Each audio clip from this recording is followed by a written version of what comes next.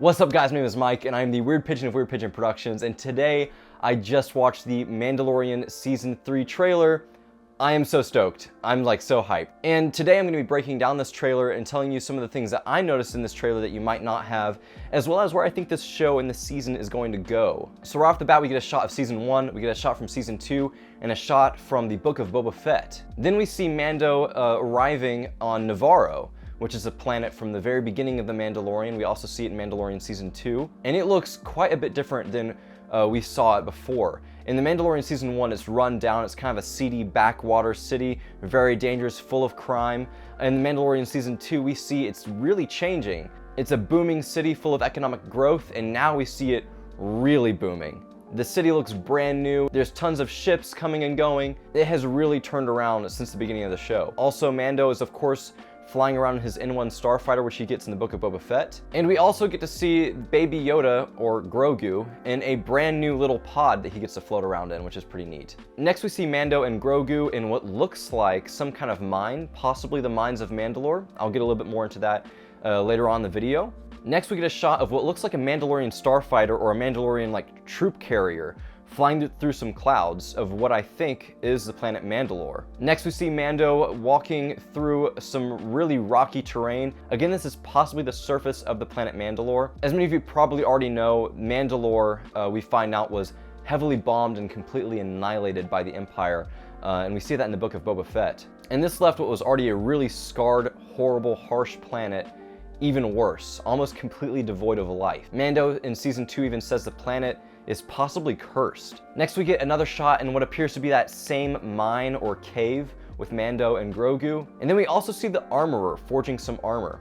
Now, Mando and the armorer might have a little bit of beef. We found out in the Book of Boba Fett that, as we know, Mando removed his helmet at the end of Season 2. He is forced to reveal to the armorer that he did remove his helmet, and she tells him that he is no longer a Mandalorian, and the only way that he can atone for his sins of removing his helmet is by going to the planet Mandalor and finding the living waters in a cave beneath the mines of Mandalor. Mando does say that these mines have long been destroyed, which is probably why they look a little bit more like a cave or ruins than actual working mines. Next we see Mando in his N1 Starfighter getting chased through some asteroids by some unknown starships. We also get a shot of Bo-Katan looking through a window of what seems to be some kind of ancient palace. And there's a lot of rain on this planet apparently, because we see a lot of rain on the windows, meaning this possibly is not Mandalore. I'm not quite sure. The only times we've ever seen Mandalore, it's pretty much a barren desert wasteland. But maybe because of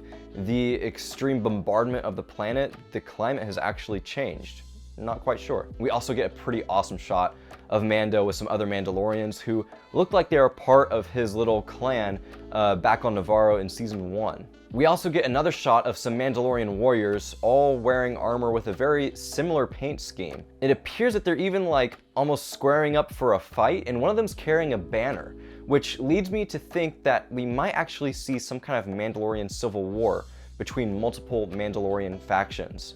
While we're seeing all this, there's some dialogue from Bo-Katan, who we know is not very happy with the Mandalorian. In the last season of The Mandalorian, he in a way stole the Darksaber from her, even though she didn't really have it. And of course the Darksaber is the only thing that can unite all the Mandalorians. Once you have it, you can become Mandalor, the warrior king of the Mandalorians. We also get a quick shot of Vizsla confirming that he will be in this new season. He's one of my favorite looking Mandalorians in this show so far. Next we get a shot of Greef Karga on Nevarrow. He's looking pretty good in a new outfit. We also see a Twi'lek and what appears to be an Ugnaught in the background, which is really cool. I love how The Mandalorian is bringing back a lot of these classic alien species from the original trilogy and prequels. We also see a shot of the Mandalorian attacking what appears to be some kind of new freighter ship. I've never seen this ship before, but what's most interesting is there's actually a droid in his starfighter socket. Instead of that little bubble where Grogu was kind of chilling in the Book of Boba Fett, there's now a droid in that spot, and it appears to be R5-D4. If you don't know who this droid is, he's the droid that Luke Skywalker and Uncle Owen almost bought instead of R2-D2 in the original Star Wars movie. He had a bad motivator, a little bit of a malfunction, and they decided to go with R2-D2 instead. But we do see him again with Peli in The Mandalorian, and yes, this is the same droid with the bad motivator. Now we get a final shot of this mysterious Mandalorian starfighter or carrier, and it is definitely flying through what appears to be the atmosphere of Mandalore, and we get a good look of what's possibly Sundari, which was the capital city of Mandalore. Next shot is of Bo-Katan on some kind of throne in what appears to be that ancient palace. And there's an interesting banner on the wall with an interesting symbol. It's not one I recognized right off the bat. At first I thought it was possibly the Night Owl symbol, which is the symbol of Bo-Katan's Mandalorian faction. She wears this symbol on her own armor, but it looks a little different than that. So maybe it's a new symbol for her faction, and she just wears her old one just, you know, because of nostalgia.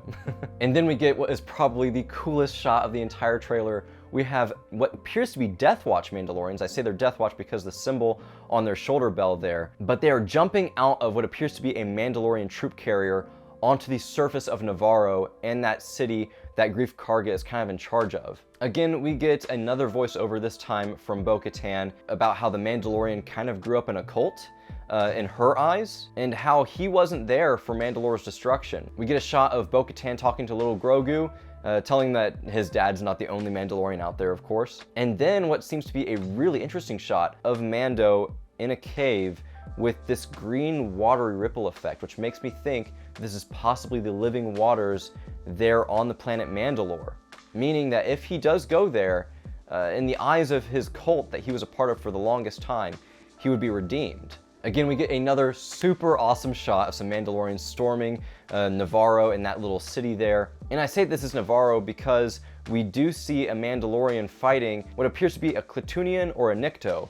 And I say that because we actually see Greef Karga on Nevarrow squaring up with some of these guys later on in the trailer, and again, I'll get more into that in just a second. A shot we get is some monkey lizards in a tree there at the Nevarrow city, and this is in a lot of ways a reference to the first season of The Mandalorian, where we see the city is going through really hard times, and they're actually eating monkey lizards.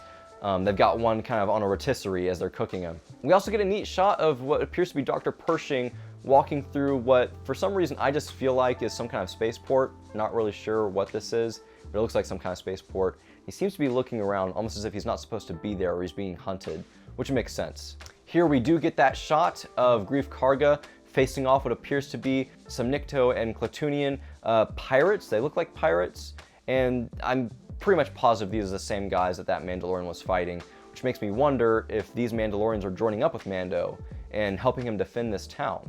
We get some more asteroid space battle dogfighting going on. Next is a shot of Peli, and she's in her little spaceport there in Mos Eisley. She is giving R5 to Mando. She seems to be offering him as like a co-pilot, which is again why I believe it's R5 earlier on in the trailer. Maybe Mando reluctantly takes R5 as his co-pilot, his navigator for one of the missions, and she has to watch over Baby Yoda for the time being. Then we get a pretty neat callback to episode 9. We see what appears to be Babu Frick, or maybe one of his species, but knowing Star Wars, it could very easily be Babu Frick. And for the final shot of the trailer, we see Mando and Grogu in the cockpit of the N1 Starfighter, and it looks like there's some fireworks going off around them. Maybe they saved a town or a city. I don't think this is the same town or city that's on Nevarrow because it looks pretty massive, but very well could be. And then they blast off into hyperspace together. Really, really cute. We get some shots of them together, and you can tell that Mando is pretty happy that he's with a little Grogu and that they're together again. So guys, that is my breakdown of this trailer. A little bit of speculation in there as well as to what's going to happen. What do you guys think is going to happen this season? Did I miss a few things that maybe you caught in this trailer? Let me know in the comments below. I'd love to hear your theories or some of the stuff that you noticed. And if you love Star Wars and filmmaking, please be sure to subscribe.